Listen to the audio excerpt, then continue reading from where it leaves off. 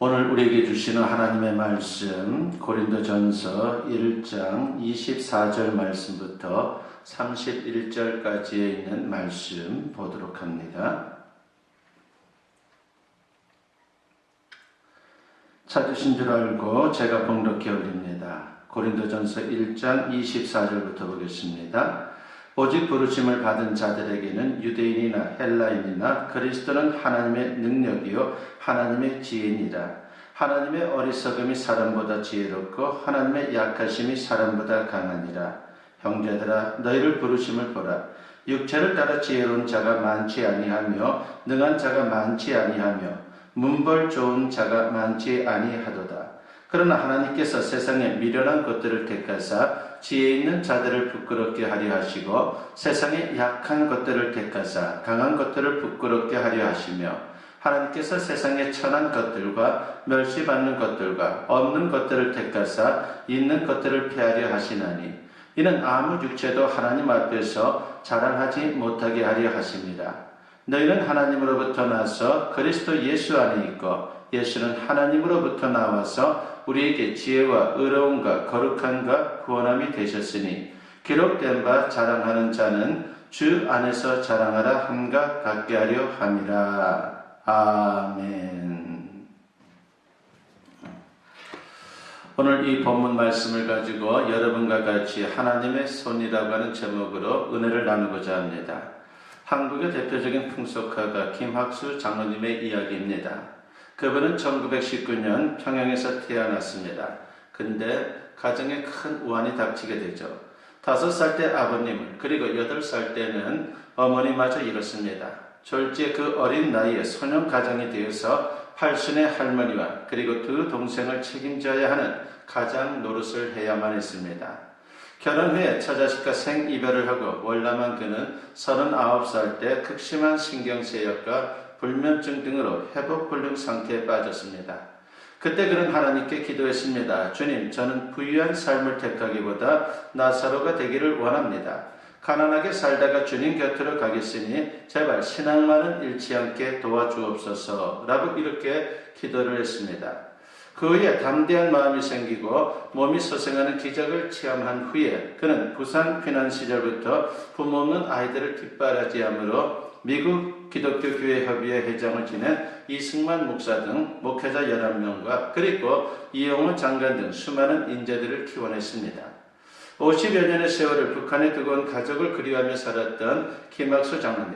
그는 그의 일생을 회고하면서 이런 말을 남겼습니다.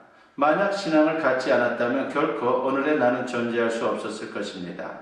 제 아무리 공부를 많이 한 사람이라도 신앙이 없다면 시작은 할지언정 끝까지 밀고 나갈 수 있는 힘을 얻을 수 없기 때문입니다. 라고 하는 이러한 말을 했습니다. 그렇습니다. 인간의 능력이 대단해 보이지만 분명한 것은 우리 인간은 한계가 있다라고 하는 것입니다. 사실 인간은 연약한 존재이죠. 자기 몸 하나 건사하기도 참으로 힘든 그런 존재, 그것이 바로 인간입니다. 그런 사실을 겸손히 인정하고 고백하는 게 참 지성이고 한 걸음 여기서 더 나아가 절대자 하나님께 겸손히 나아가 엎드려 도움을 구하는 것, 이것이 올바른 신앙인 것입니다. 그렇습니다. 지성은 인간의 한계를 인정하는 것이고 신앙은 하나님의 무한하심을 인정하고 그분의 도우심을 구하는 것입니다. 그렇다면 세상에서 지혜로운 사람은 누구입니까? 강한 자는 누구입니까? 그것은 바로 하나님을 경외하는 신앙인이다라고 말할 수가 있습니다. 이 시간 말씀을 통해서 다시 한번 이 사실을 확인하고 지혜자로 강한 자로 세상을 이기고 승리하는 우리 모두가 되었으면 합니다. 인간은 아무리 대단해도 유한한 존재일 뿐이다라고 하는 것입니다. 그리고 무지하고 무능한 것이 바로 우리 인간이죠. 어디까지나 피조물로 하나님 의존적 존재, 그것이 바로 우리 인간의 실존입니다. 그러므로 하나님으로부터 지혜와 능력을 공급받아야 제대로 된 인생을 살 수가 있습니다. 그런데 죄로 말미암아 인간은 하나님으로부터 멀어졌습니다. 하나님과의 단절, 그 결과가 바로 무지이고 그리고 무능이다라고 말할 수가 있습니다. 사도 바울은 인간의 무지무능에 관해 이렇게 증거를 합니다.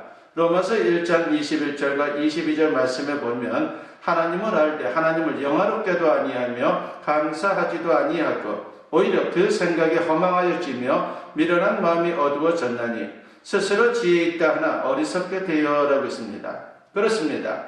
하나님을 인정하지 않고 하나님과 단절된 상태에서는 인간이 그 한계를 뛰어넘을 수 없다라고 하는 것입니다.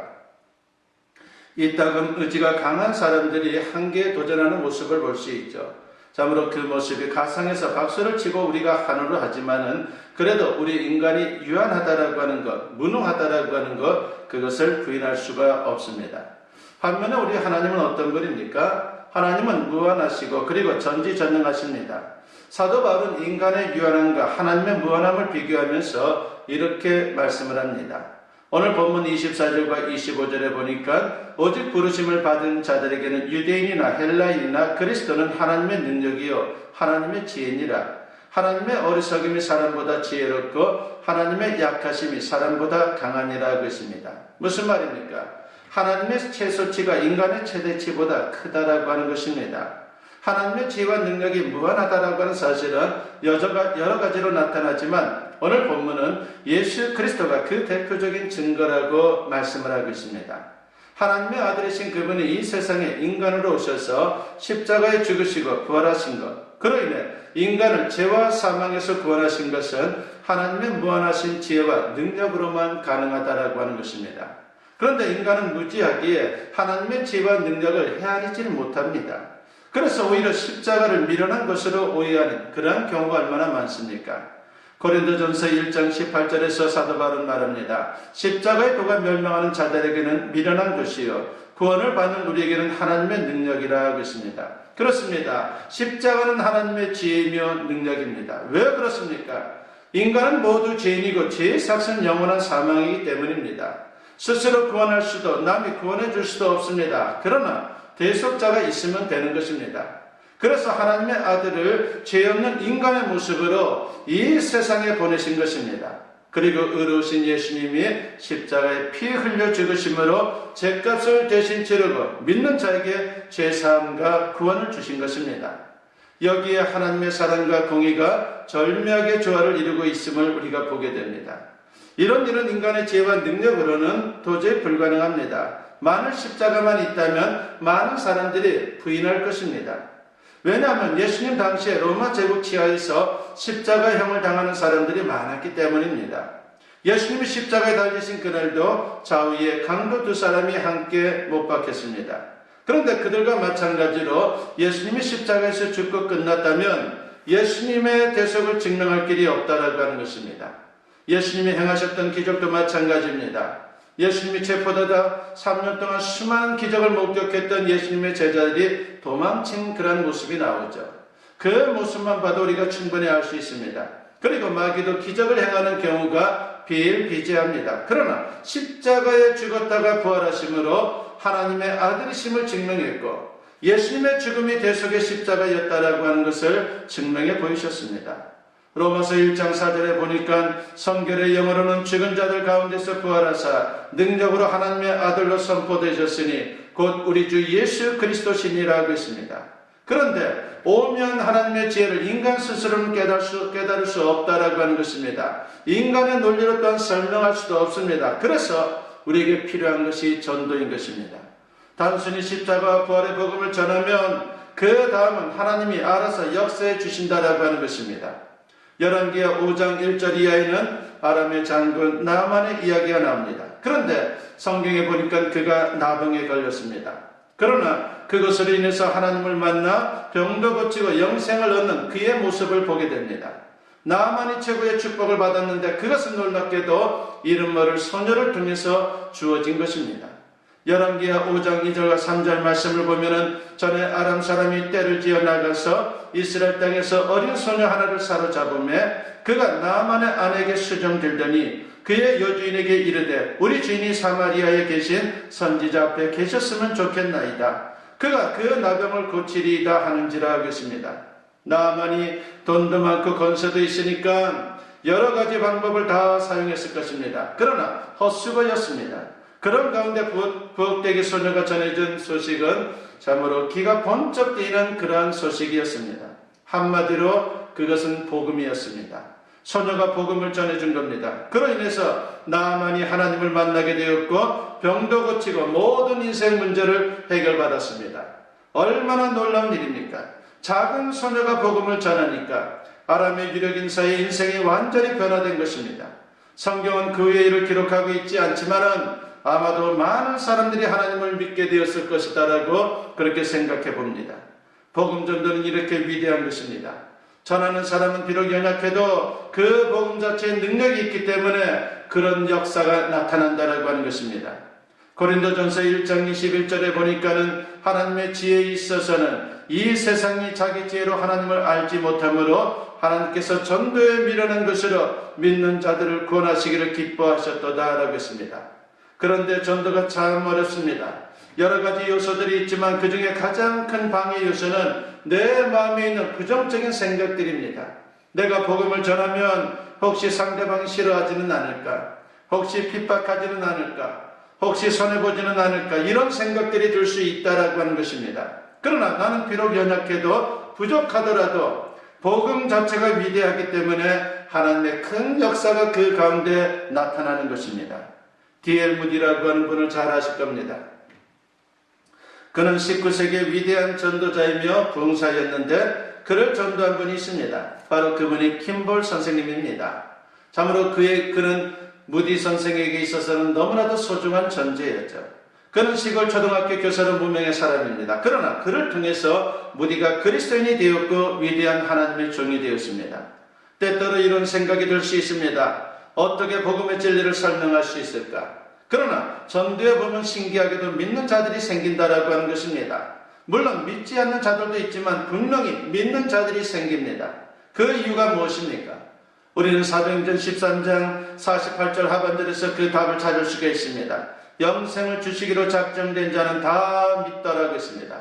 바울이 선교여행 중에 한 도시에 들려서 복음을 전했는데 구원하기로 작정된 사람은 신기하게도 예수님을 믿었다라고 하는 것입니다. 그러므로 우리가 할 일은 예수 그리스도의 죽음과 부활을 전하기만 하면 되는 것입니다. 그러면 나머지는 하나님께서 알아서 역사하게 되는 것입니다. 십자가와 부활의 능력으로 우리를 능히 구원하시는 하나님, 영원히 멸망할 인간을 영생으로 인도하시는 그분이 그 외에 어떤 일들 행하지 못하겠습니까? 하나님은 전능하시기에 우리의 생사하고 그리고 나라와 민족의 흥망성쇠, 우주 만물의 운행 등 모든 것을 통치하고 주관하시는 분입니다. 사무엘상 2장 6절과 7절에 보니까 여호와는 죽이기도 하시고 살리기도 하시며 시온에 내리기도 하시고 거기에서 올리기도 하시는도다. 여호와는 가난하게도 하시고 부하게도 하시며 낮추기도 하시고 높이기도 하시는도다 라고 했습니다.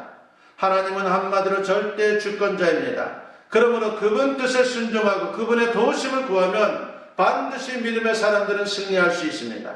하나님의 지혜가 얼마나 놀라운지 이사야 55장 9절에서 이렇게 증거를 하고 있습니다. 이는 하늘이 땅보다 높음같이 내 길은 너희의 길보다 높으며 내 생각은 너희의 생각보다 높음이니라 하겠습니다. 그러므로 하나님의 뜻을 따라가면 최고 수준의 인생을 살아갈 수 있는 것입니다. 그렇다면 어떤 사람이 강하고 지혜로운 자가 될 수 있습니까? 하나님의 무한하심, 하나님의 전지전능하심을 의지하는 사람입니다. 그래서 성경은 누누이 우리에게 강조합니다. 겸손하라고 말입니다. 그리고 하나님은 겸손한 자를 찾고 있습니다. 그를 통해서 하나님의 능력과 지혜가 나타나기 때문입니다. 오늘 본문 27절로부터 29절 말씀에 보니까 그러나 하나님께서 세상에 미련한 것들을 택하사 지혜 있는 자들을 부끄럽게 하려 하시고 세상에 약한 것들을 택하사 강한 것들을 부끄럽게 하려 하시며 하나님께서 세상에 천한 것들과 멸시받는 것들과 없는 것들을 택하사 있는 것들을 피하려 하시나니 이는 아무 육체도 하나님 앞에서 자랑하지 못하게 하려 하심이라 하겠습니다. 예수님은 제자들을 부를 때에 세상의 엘리트들을 뽑지 않았습니다. 학식이 풍부하고 명망 있는 가문의 자녀들을 선택하지 않았습니다. 오히려 당시 가장 미련하고 배우지 못한 어부들과 그리고 천대받는 세리를 택하셨습니다. 이유가 뭡니까? 하나님은 미련한 자들을 택하여 지혜 있다 생각하는 자들을 부끄럽게 하십니다. 세상의 약한 자들을 통해서 강한 자들을 부끄럽게 하십니다. 세상의 천한 자들과 멸시받는 자들을 통해 강하고 권세 있는 자들을 패하십니다. 이것이 바로 복음인 것입니다. 하나님 나라의 역사는 잘난 사람의 위대함을 드러내는 것이 아니라 못나고 가난한 사람들을 들어 하나님의 위대함을 드러내는 것입니다. 강하고 지혜로운 자로 살기 원합니까? 승리의 삶을 살기를 원합니까? 그렇다면 겸손함으로 하나님을 인정하고 그분의 능력과 지혜를 구할 수 있기를 바랍니다. 그러면 하나님께서 풍성하게 부어주실 줄로 믿습니다. 사도 바울은 인간적으로 천한 자는 아니었습니다. 오히려 그는 귀족이고 지식인이었고 그리고 로마 시민권을 가진 엘리트였습니다. 그러나 그 화려한 조건들을 배설물로 여겼다라고 성경은 말하고 있습니다. 그래도 혹시 교만함으로 하나님을 의지하지 않고 멀리할 수 있었습니다. 그래서 하나님께서 그에게 육체의 가치를 허락하신 것입니다. 그는 괴로워서 사력을 다해 주님 앞에 기도했습니다. 그런데 하나님의 응답은 뜻밖이었습니다. 그냥 살라는 것입니다. 이 일로 사도 바울은 약할 때 오히려 하나님의 능력으로 강해질 수 있다라고 하는 역설의 진리를 깨달았습니다. 그러므로 무엇보다 겸손히 하나님의 능력과 지혜를 인정해야 합니다. 잠언 3장 5절부터 7절 말씀에 보니까 너는 마음을 다하여 여호와를 신뢰하고 내 명철을 의지하지 말라. 너는 범사에 그를 인정하라. 그리하면 내 길을 지도하시리라. 스스로 지혜롭게 여기지 말지어다. 여호와를 경외하며 악을 떠날지어다 라고 했습니다. 내 스스로 모든 것을 할 수 있다라고 하는 생각 자체가 하나님 앞에서 악한 것입니다. 겸손히 하나님의 인도하심을 따를 때에 승리할 수 있는 것입니다. 그리고 기도함으로 하나님의 지혜와 능력을 구해야 합니다. 예레미야 33장 3절 말씀에 보니까 너는 내게 부르짖으라. 내가 내게 응답하겠고 내가 알지 못하는 그거 은밀한 일을 내게 보이리라고 했습니다. 기도하면 우리가 생각지 못한 놀라운 일들을 하나님께서 허락하신다는 겁니다. 옛날 수도원에 2명의 수도사가 있었습니다. 각각 올리브 묘목을 한 그릇씩 심었습니다. 정성을 다해 기도하면서 가꾸었습니다. 한 수도사는 이렇게 기도했습니다. 주여, 연약한 뿌리가 자라도록 담배를 주소서. 주여, 햇빛이 필요합니다. 햇빛을 비춰주소서. 주여, 이 나무가 튼튼해지려면 서리가 필요합니다. 서리를 내려주소서. 그는 자기 생각대로 하면 나무가 잘 자랄 것이라 믿었습니다. 하나님은 그의 기도에 그대로 응답하셨습니다. 그 결과 어떻게 됐을 것 같습니까? 나무가 죽고 말았습니다. 그런데 또 다른 수도사가 심은 나무는 아주 잘 자랐습니다. 꽃이 피고 열매가 주렁주렁 열렸습니다. 실패한 수도사가 약이 올라서 그 비결에 대해서 물어보았습니다. 그랬더니 그가 이렇게 대답하는 겁니다. 나는 나무를 만드신 하나님이 나보다 더 잘 알고 계신다는 생각에 단지 이렇게 기도했습니다. 주여, 이 나무에 필요한 것을 때를 따라 허락해 주옵소서. 햇빛이든 바람이든 비든 서리든 주의 선한 뜻대로 하옵소서라고 그렇게 기도했습니다. 하나님의 뜻대로 하는 기도가 최선임을 알 수 있습니다. 그렇습니다. 우리가 내 지혜가 아니라 하나님의 지혜를, 내 능력이 아니라 하나님의 능력을 추구하며 살아갈 때에 상상을 초월한 하나님의 놀라운 역사가 나타나게 되는 것입니다. 그러므로 하나님 손에 여러분의 인생을 맡길 수 있기를 바랍니다. 하나님이 새끼손가락으로 조금만 건드려 주셔도 우리는 얼마든지 승리할 수 있습니다. 하나님의 뜻을 지혜로 삼고 하나님의 능력을 힘으로 삼을 수 있는 우리 모두가 되었으면 합니다. 그래서 비록 연약하고 미련하나 우리 인생이 하나님의 전지전능하신 손 안에서 아름다운 작품으로 빚어질 수 있기를 주님의 이름으로 간절히 축원합니다. 기도드립니다. 사랑과 은혜가 충만하신 아버지 하나님 감사합니다. 주님의 손으로 우리를 붙잡아 주시고 이끌어 주시사 능력 있는 인생을 살게 하여 주시옵소서. 감사드리옵고 예수님의 이름으로 기도드리옵나이다. 아멘. 축복 기도드립니다. 이제는 우리 주 예수 그리스도의 은혜와 아버지 하나님의 무궁하신 사랑하심과 성령의 감화감동 역사 충만하심이 오늘 주님께 예배로 영광 돌리며 이제 선포된 말씀과 같이 우리의 모든 인생을 주님 손에 온전히 의탁하며 하나님 중심으로 겸손히 세상을 살기를 다짐하고 세상을 향하는 주님의 사랑 자녀들 위해 지금으로부터 영원토록 함께 하시기를 간절히 축원하옵나이다. 아멘.